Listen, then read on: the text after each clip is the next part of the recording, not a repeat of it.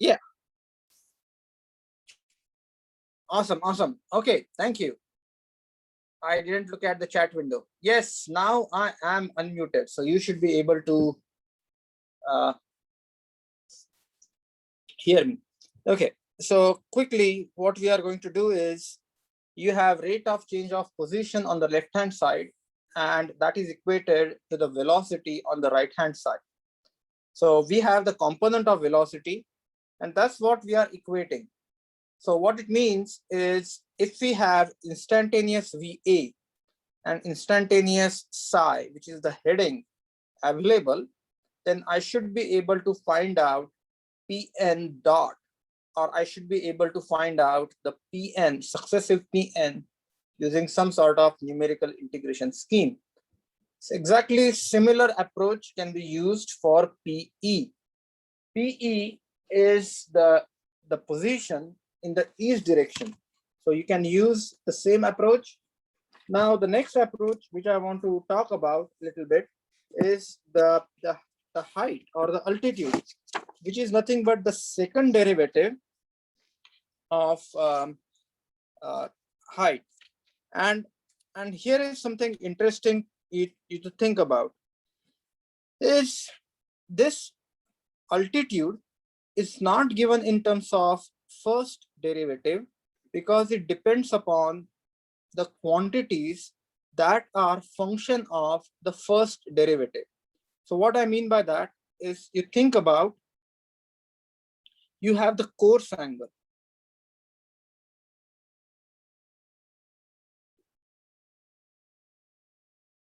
And this altitude is dependent on basically the course angle.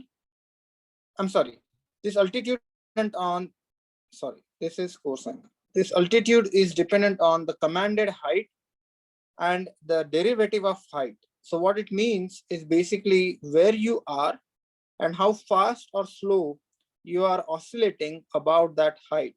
That's why this equation is a second order equation. Same thing happens with the course angle. So as you can see, the equation for course angle and equation for altitude, they are the second derivative. I think you should be able to hear me now. Okay.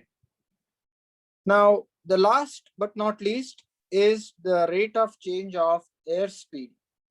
And why am I using these standard states?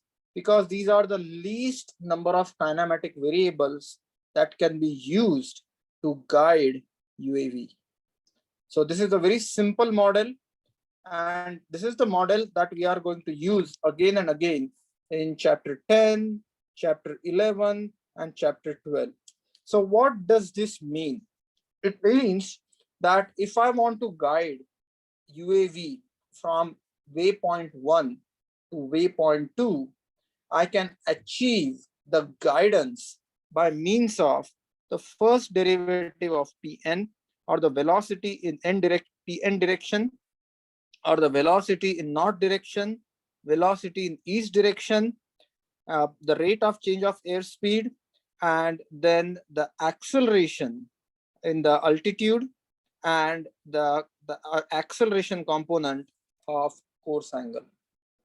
So once we have these different terms, somehow we should be, our autopilot should be able to get us from waypoint 1 to waypoint 2.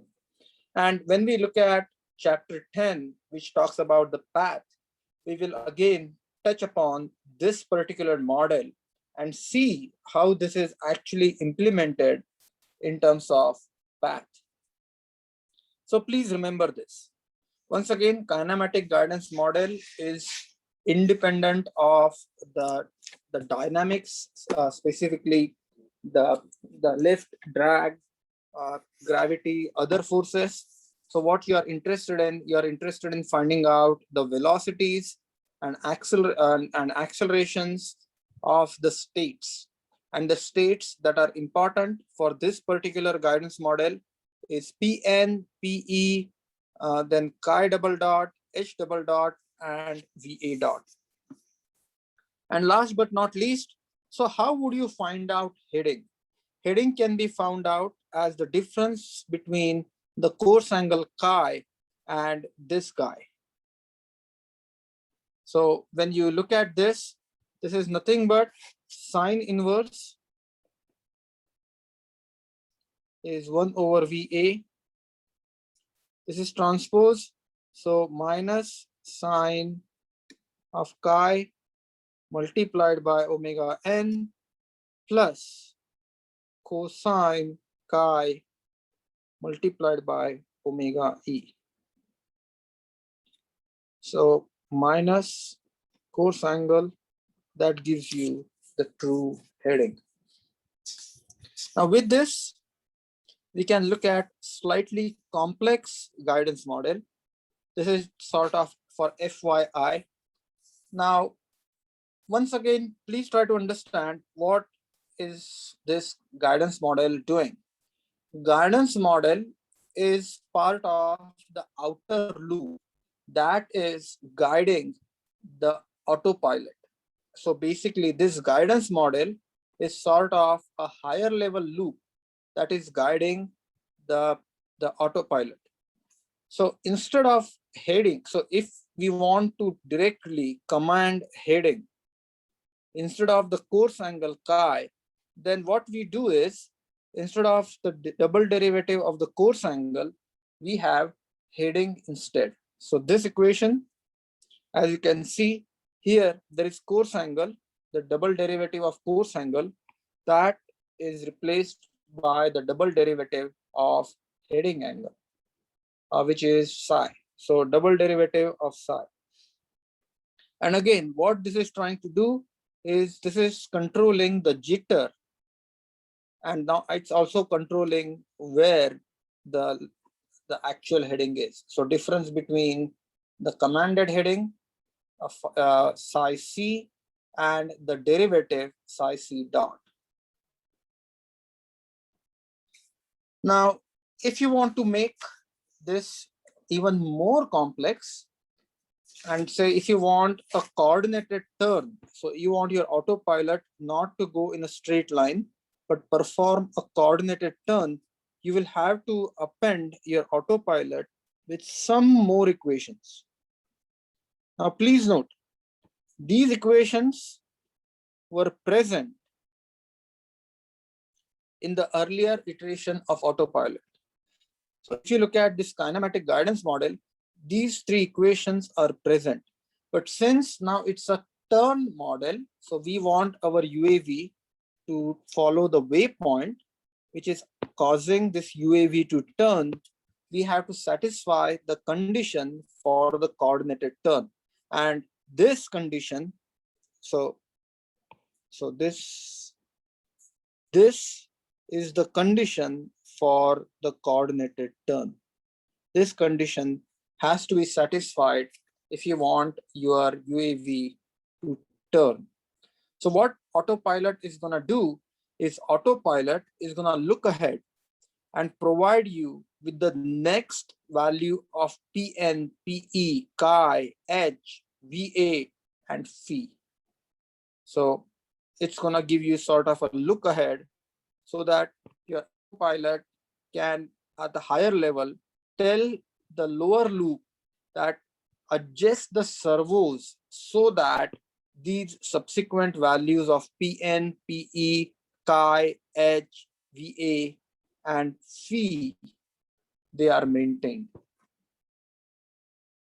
So the last part here is this equation. It's similar to the equation that we talked about earlier, but this is nothing but the ground speed. Ground speed is nothing but comes from the vector addition of VA and wind speed. So VA plus VW is equal to VG. This is the vector sum that is finding out the magnitude. Now, in the subsequent kinematic guidance model, you can make these models more and more sophisticated by adding additional components to the model, or refining these models, or adding more state variables. But again, the idea is the simple one. Your outer loop is going to determine what should be the next value of Pn, what is the next value of Pe, what is the next value of psi, what is the next value of H. And how do we do that? By means of this differential equation. So this differential equation, you can think about that your autopilot is numerically sort of integrating this differential equation, and then it is predicting, or it is looking ahead. So you can look at kinematic guidance model number 2b. There is this additional variation for kinematic guidance model that talks about the flight path angle, which means if your aircraft is pitching up, then you can actually use this guidance model. And again, if you want even more accurate, then you add this load factor and you have this kinematic guidance model. But the most important kinematic guidance model that we are going to use in next chapters, which is chapter 10, 11, and 12, is the basic kinematic guidance model. Now, let me talk about what do we mean by dynamic guidance model. So dynamic guidance model actually uses the forces acting on the UAV. For an example, if I want to find out the acceleration in the inertial frame, or if I want to find out the acceleration or rate of change of ground speed, which I'm going to define as acceleration. So Michael, I kind of missed, I didn't understand your comment. So if you want to explain, if you have a question, just let me know. Okay, so ground speed, if I want to express acceleration as the rate of change of ground speed, then I can write this rate of change of ground speed in terms of Newton's law. Force is equal to mass times acceleration. And the expression that we should be looking at is this. And then what we do is we have additional equation for chi dot. And if you think about chi dot, this equation can be expressed in terms of forces. So what you will do is you will append these force equations to the kinematic model, and that will give you a dynamic guidance model. So let's look at what we were talking about. So think about these guys. They came from the kinematic guidance model. So Pn dot, Pe dot, and H dot. This is something that we have to somehow we need to propagate forward. So because every waypoint needs to be expressed in terms of its coordinates in the inertial coordinate frame. However, if you look at the acceleration, which is nothing but the derivative of ground speed, if you look at the derivative of chi, these are given in terms of forces. These are given in terms of forces. So what we do is we use these expressions. So we find out the instantaneous thrust. We somehow find out the instantaneous drag. And then we find out the value of Vg and value of chi and value of gamma, which is the flight path angle. So this model is considerably complex, and it is going to take into account the angle of attack. Basically, that will give you the value of CL, CD, so and the value of K, and so on. So to estimate the value of VA, same approach, we have to use the vector approach. Vg is equal to Va plus wind speed. And if you want to find out the heading, we will use the same expression that we used earlier, and we find out the value of psi. Additional iteration, if there is no wind, which in other words, if omega n, omega w, wn, we, and wd, if these values are 0, the dynamic guidance model can be simplified, and the only inputs that you can provide are thrust, lift coefficient, and bank angle. And then you should be able to find out the values of Pn, values of Pe, value of H dot, Va, and psi dot, gamma dot, and so on. So quickly, kinematic models and dynamic guidance model, they are implemented in the outer loop of autopilot. What does this outer loop do? Outer loop, if you can think about, it's like a look ahead. So it's going to tell the inner loop, hey, we have to go to the next waypoint, and the corresponding values for the waypoint are Pn, Pe, H, Va, and other kinematic parameters. So then the inner loop takes those values and tries to maintain those values so that we can go from waypoint 1 to waypoint 2. Now here is another question. So how is this process actually happens? So what you do is, when you have mission planner, you just specify that you want your aircraft to go from point A to point B. You don't specify these intermediate points. These intermediate points are determined using your path planning algorithm. So the intermediate waypoints are kind of identified using your path planning algorithm. But now if you zoom in, these two waypoints are not extremely close to each other. So in between these waypoints, there are these virtual points.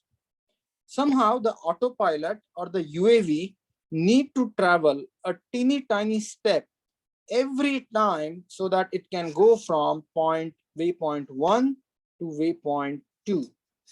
And these steps are found out using your kinematic or dynamic guidance model.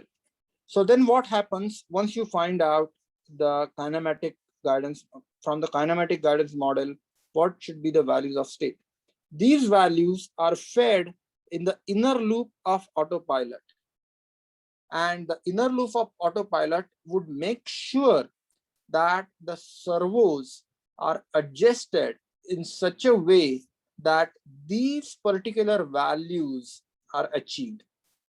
Now, and then there is the innermost loop that is making sure that the UAV is stable, which means the roll and pitch, they are not, UAV is not diving up or diving down. So this is how the autopilot loops, they work. Any questions?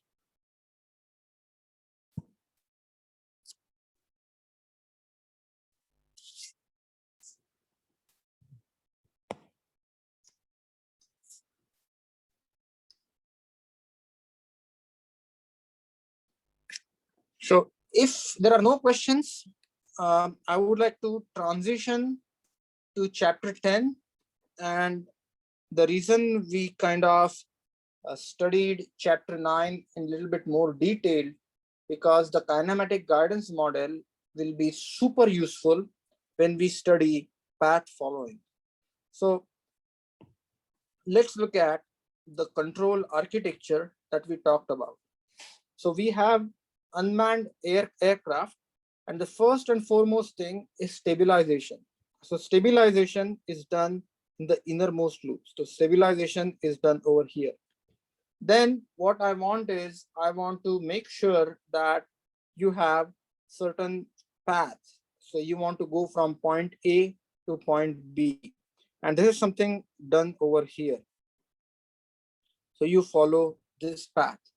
And your kinematic guidance model comes in here. And then on top of it, what you have is, this is where you actually define your waypoint, and the interpolated points are computed.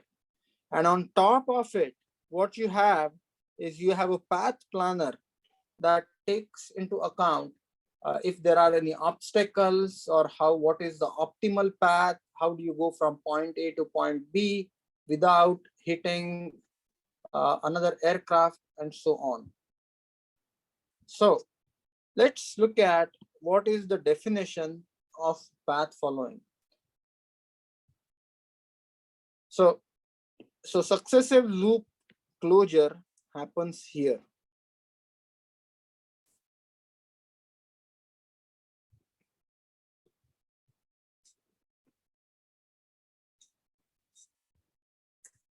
This is where the servos are controlled. And assuming the stabilization is done, what you want to do is, once you stabilize the aircraft, you want to make teeny tiny changes to the path variables or the state variables that correspond to path variable. That also happens over here. So, but the top level loops, they are providing the direction to the lower level loops. And let me explain that in just a second with an example.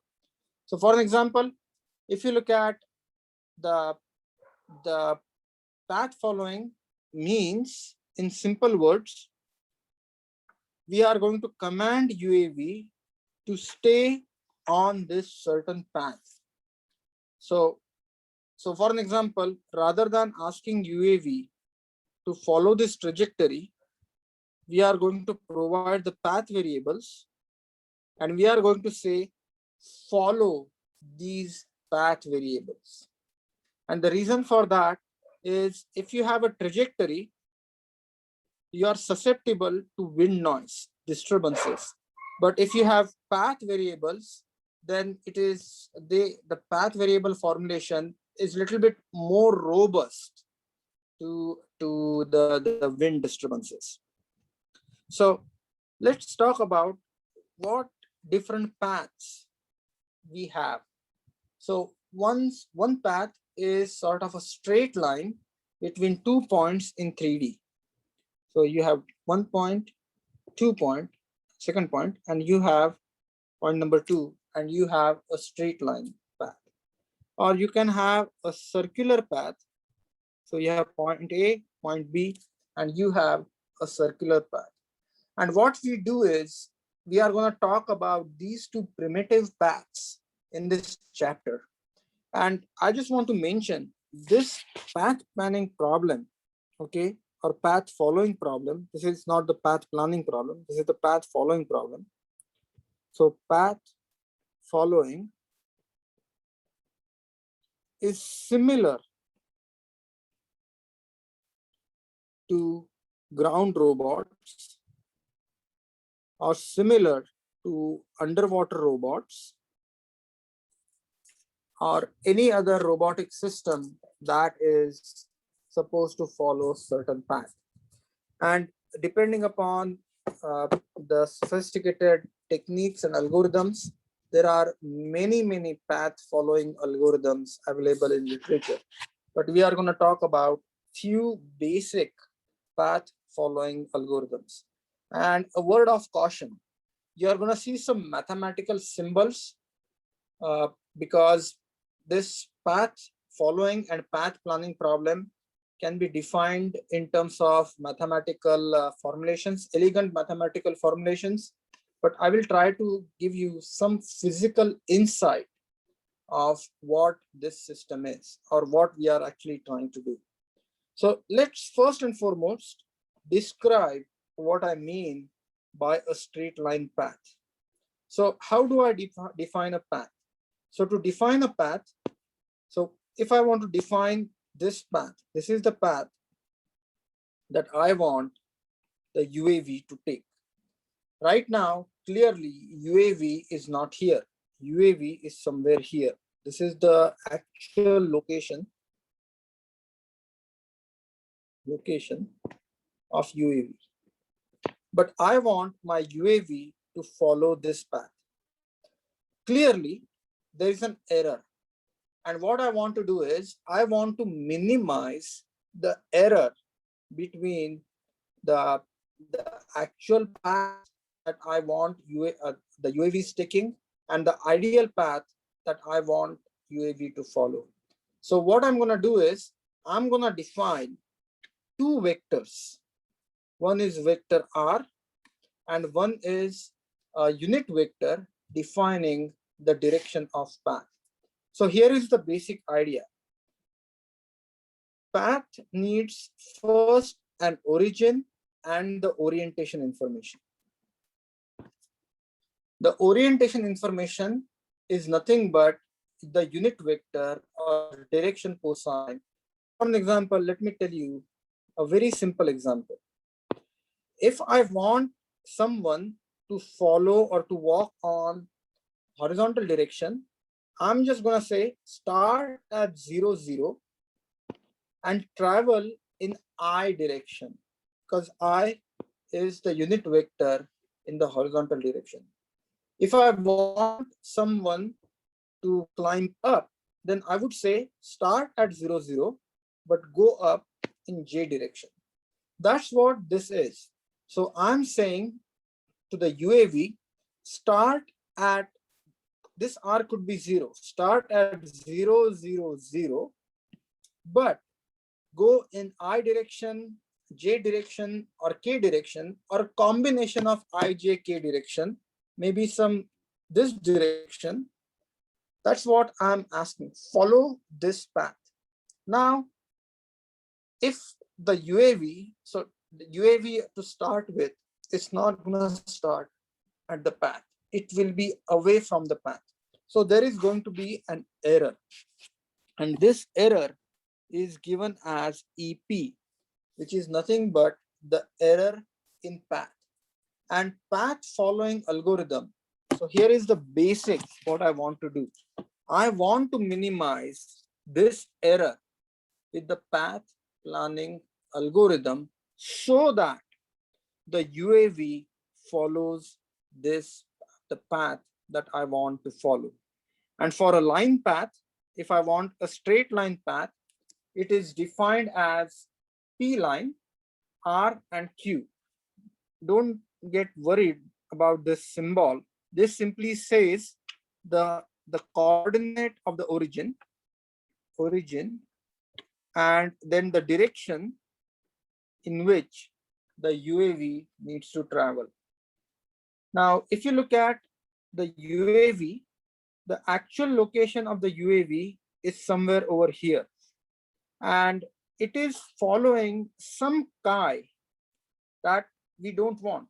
This chi is different than the actual chi Q that we want this UAV to follow. So in other words, what we want to do is, as we minimize this error P, I want this UAV to follow this chi, somehow needs to go to chi Q. So now what we have done is we have kind of rephrased the path following problem in terms of two things.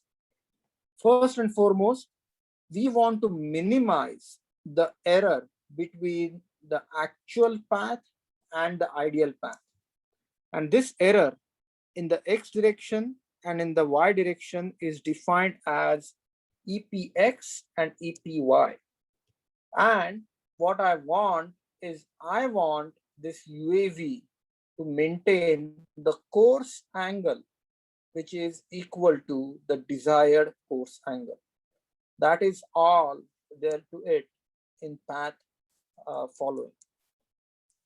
Clearly here, I'm not specifying the velocity, and that can be specified later. So I want to follow this path at this particular airspeed, that can be done. But at this point, my only aim is I want my UAV to go to this location, which is defined by R, and orient itself so that it follows the unit vector or follows the direction that is given by Q. Now, once again, northeast, this is the inertial frame.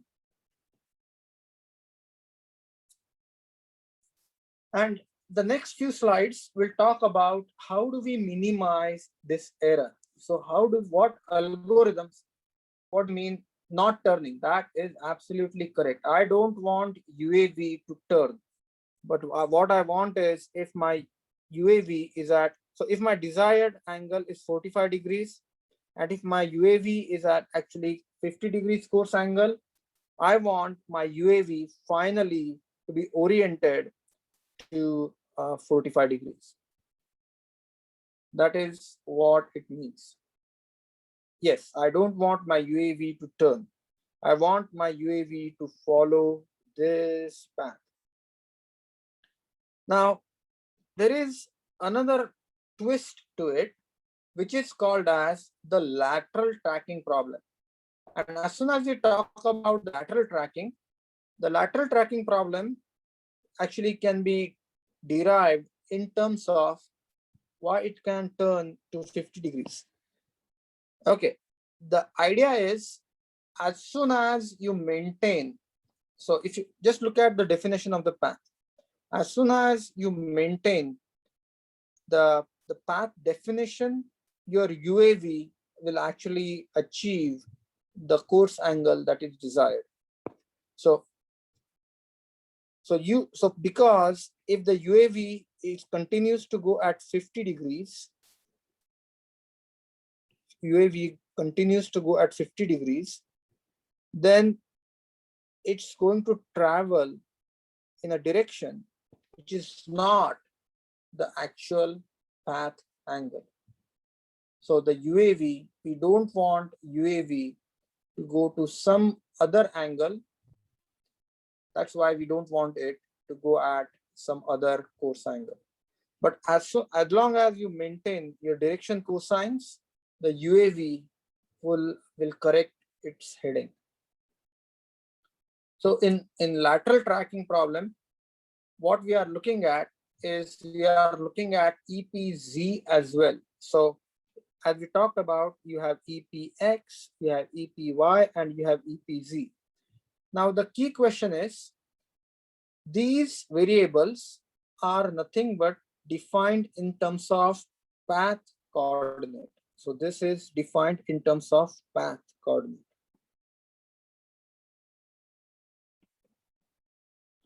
And PI and RI are defined in terms of inertial coordinates.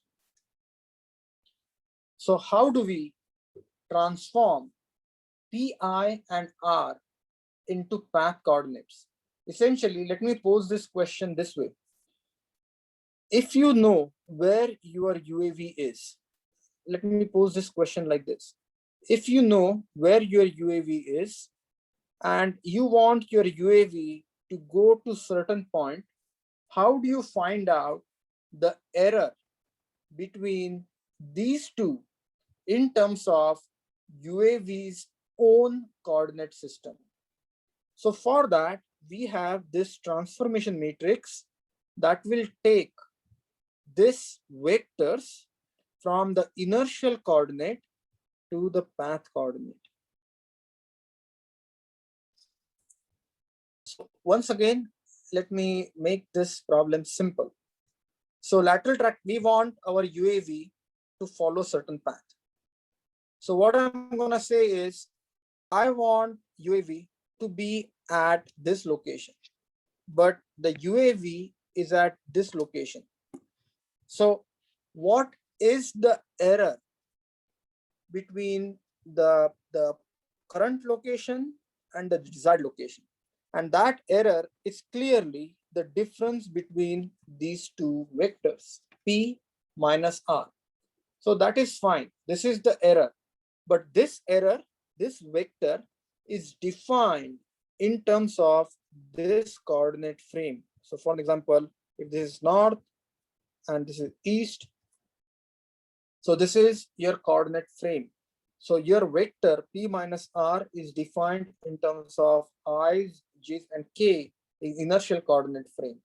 So what I want to do is, I want to find out what is the correction that is needed in the path coordinate, and that is achieved using this path transformation. Some of you may see This transformation is nothing but the rotation about z-axis. So if you look at the rotation about the z-axis, this is the rotation about z-axis. So if you have a path variable, so if you have, say, a path variable, what I'm going to do is I'm going to try to show you the path variable. This is the path variable, which is somewhere over here, and the perpendicular to it. And as you can see, the angle between these two is nothing but chi q. And you can derive the rotation angle that would actually map the error in the inertial coordinate to error in the path coordinate system. So what does this mean in terms of error? So if you look at the error dynamics, what is going to cause the error? So please understand this. This is nothing but difference in the position. This is difference in position. This is also difference in position.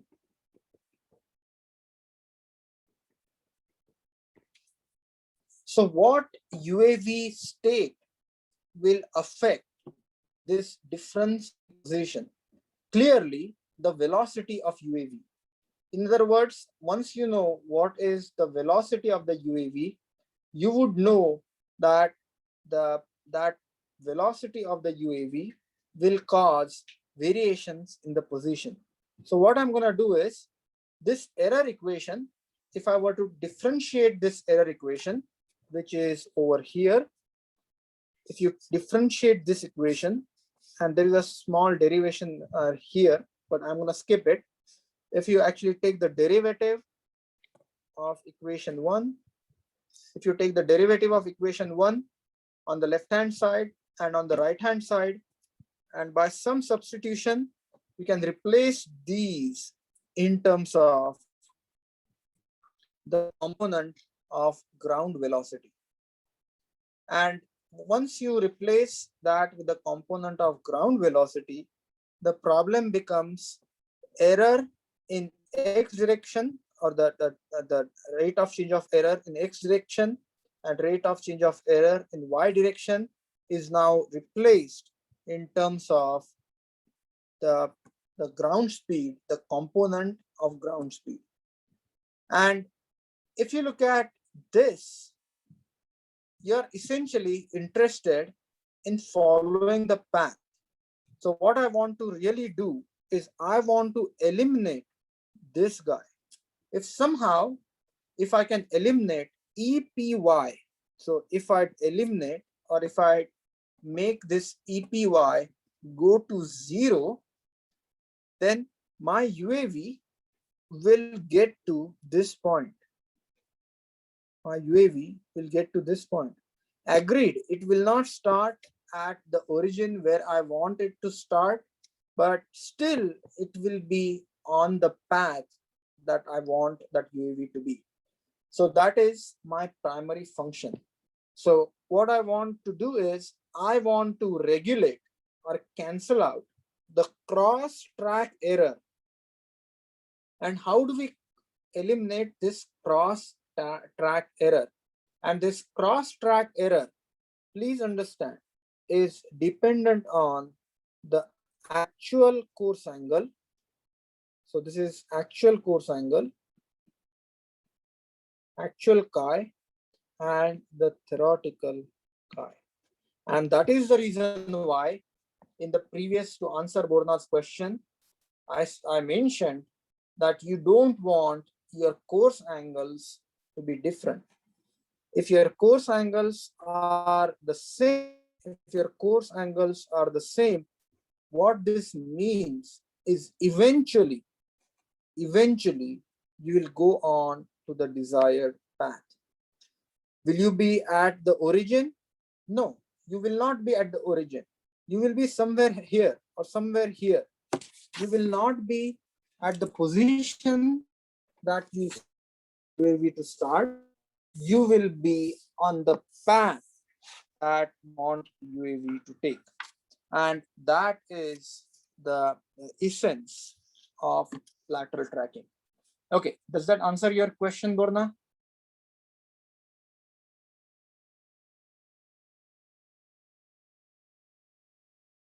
Okay, so what I'm trying to say here is you can turn, if you were to turn by 50 degrees, what's going to happen is you will go somewhere over here. You will not follow the path that you want it to follow. That is the short answer to your question.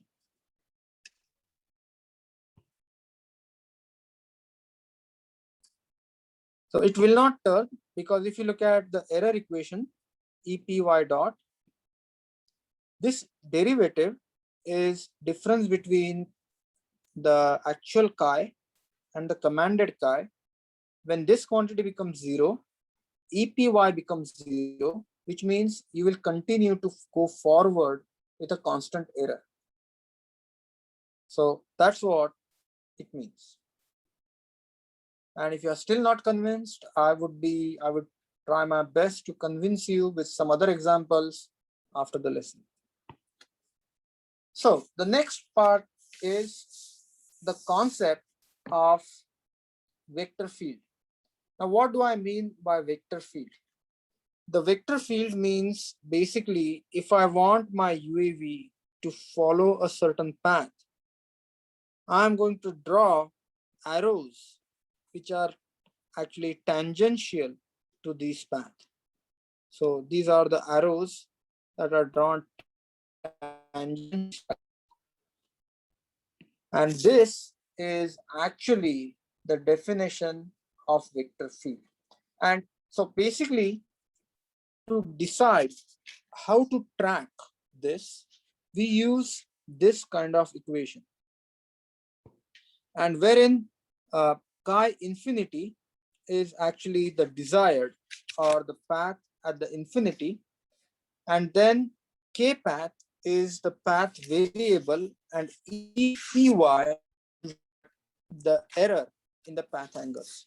I mean error in the path that we already found out using the equations that we defined over here.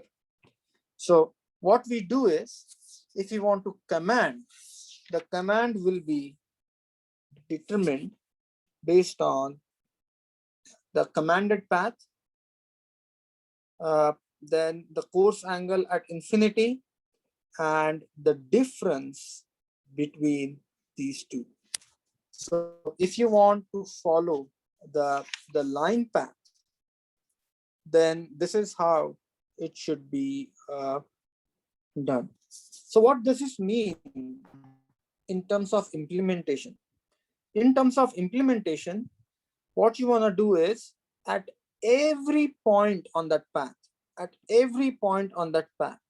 you are going to find out a desired course angle. At every point in the path, you are going to find the desired course angle, and you will direct your controller to go to that desired course angle. And you don't want that transition to be sudden. And that's why you have this path variable that comes in the picture. This k path is sort of a smoothing variable. So what this does is, again, these cannot 90-degree or 180-degree maneuvers, especially fixed wing. So what we do is basically we nudge the UAV gradually towards the desired course. And this is sort of that nudging parameter that at every instant is going to give you a value that would allow you to find out the instantaneous heading. Now, how does this look like? So if you have gentle nudging, then you will observe that the transition takes place like this. It goes like this, then gradually it changes, goes up, and then finally it becomes vertical. So imagine that initially you are here, and finally you want your UAV to head in this direction. So initial course angle is this, and this is final. So this nudging factor, depending upon how much do you want to nudge, you can see there is a gradual change from initial to final, or there is abrupt. Can you see that changes? This goes to 90 degrees. So, and again, how do you choose the nudging factor? It depends upon the minimum, it depends upon the aircraft geometry. Typically, nudging factor is 1 divided by the minimum turn radius. So you use this factor for the nudging, and that gives you the instantaneous values. Now, next technique is similar to technique that is used in controller analysis. So what we do is we define something similar to an energy function.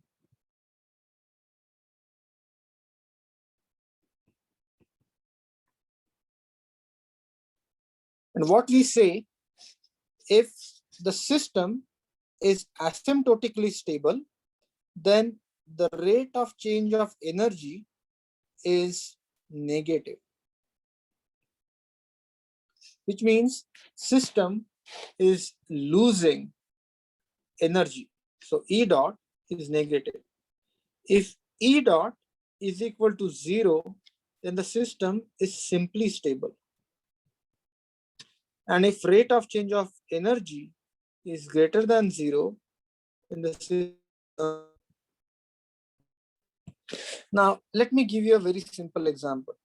Imagine there is this swing, and child is sitting in the swing. And say you're standing behind here, and you kind of push it. So every time the swing comes back, you push it. Every time the swing comes back, you push it. So what you are trying to do is you are pumping energy into the system, which means the system would start oscillating upwards. The oscillations will go up, up, up, and system is going to be unstable. Energy of the swing is positive. Now, if you don't do anything, and the energy change or the rate of change of energy is 0, which means the swing would remain in the same position. So it will continue to oscillate back and forth about the same angle. Now, imagine there is some air friction here. Then because of the air friction, the rate of change of energy is going to be negative. That energy will be absorbed in each oscillation by surrounding air. So gradually, this swing would slow down. So this system, after some time, this swing will come to a rest at its static equilibrium position. So that is, in a sense, the Lyapunov's second method. And you can actually use Lyapunov's second method for solving controller problem, for solving tracking problem, and for many dynamical systems problem where you can define some sort of energy function. And that energy type approach can be used for tracking stability. I'm not going to discuss this in a lot of detail, but what I would do is I will try to give you an idea. So what we are going to define is we are going to define energy as something like the error in the path, the square. Why square? Because we want to make sure that whether we have negative error, we have positive error, the final quantity is positive. And we are going to assume that the actual course is the current course, and then there is some error term. Now what I'm going to do is I'm going to take the derivative of this Lyapunov function, and make sure that this derivative is less than 0. So somehow I would take the derivative of this Lyapunov function and find out that derivative is less than 0. And if I ensure the derivative is less than 0, that means my error will go down to 0. And what we do is we actually implement that for solving different types of tracking problem. So for an example, in the case of longitudinal tracking problem, you are interested in the altitude, so height, and that height or altitude can be defined in terms of path variables using the similarity triangles as shown over here. So if you were to consider this triangle,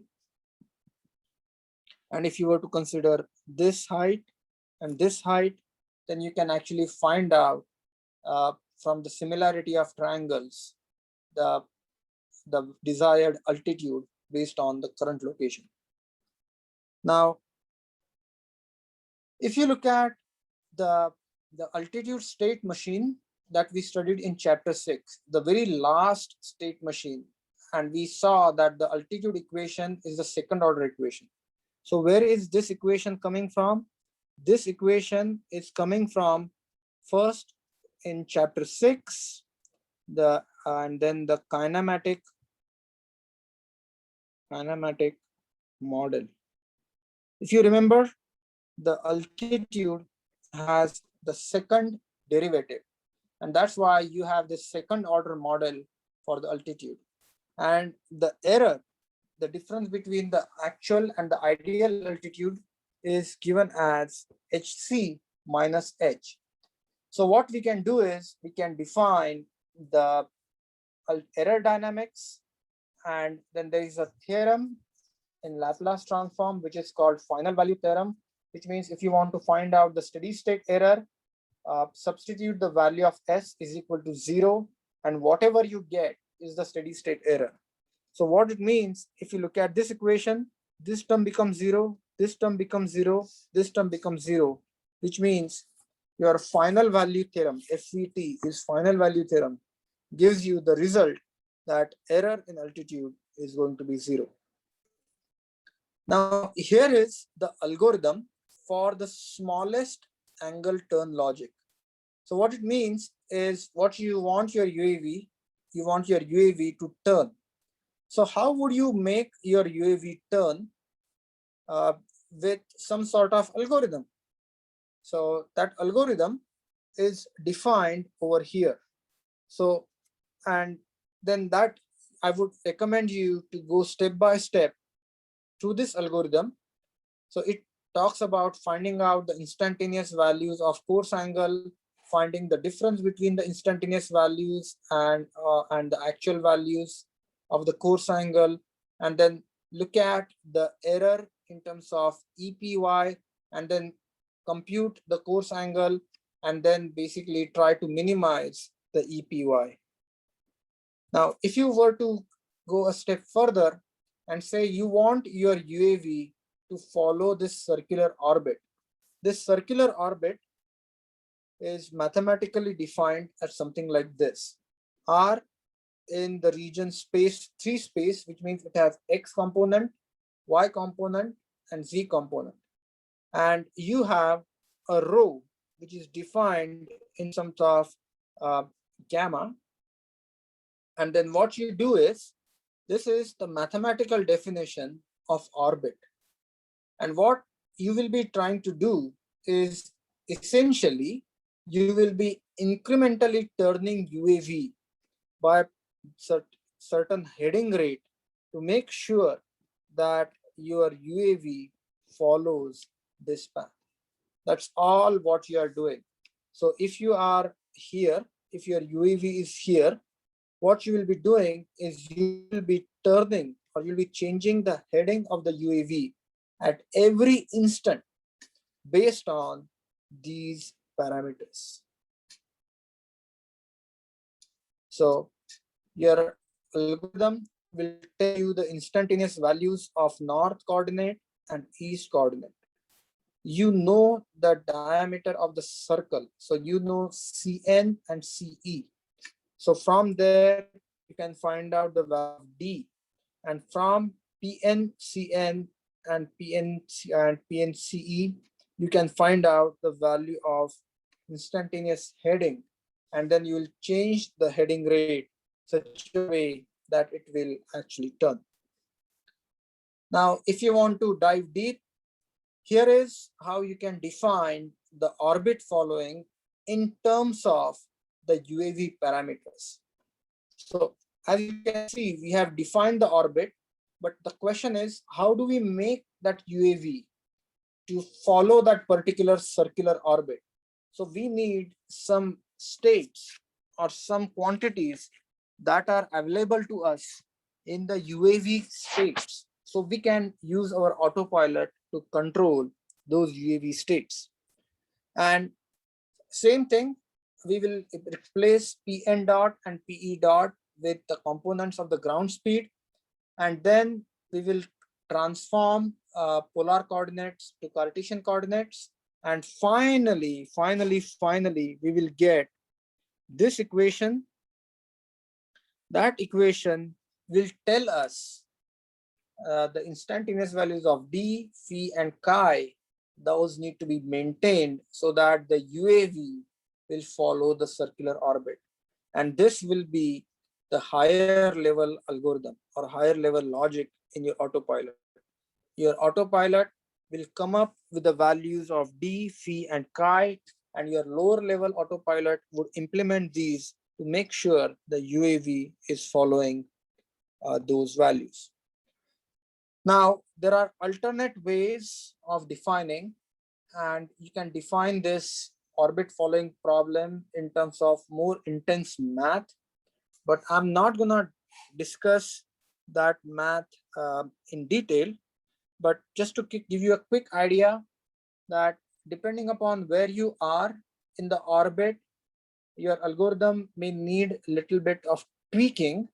And so basically when your D is, or the distance where your UAV is far away, or if your D is equal to rho, which is on the orbit radius, then your algorithm needs slight tweaking.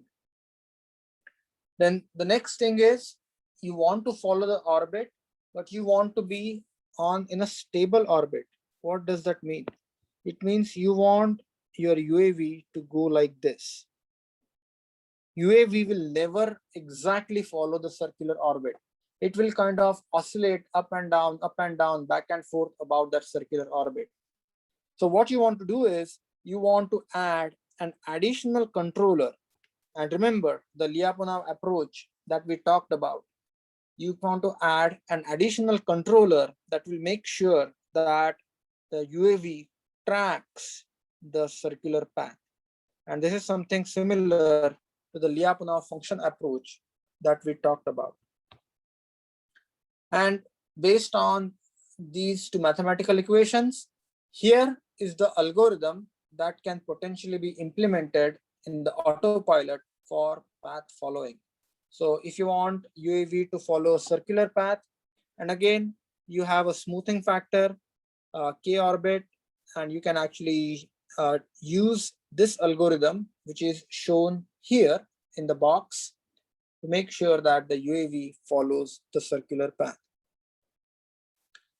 And sometimes you have issues related to wind. Sometimes you have issues related to the roll.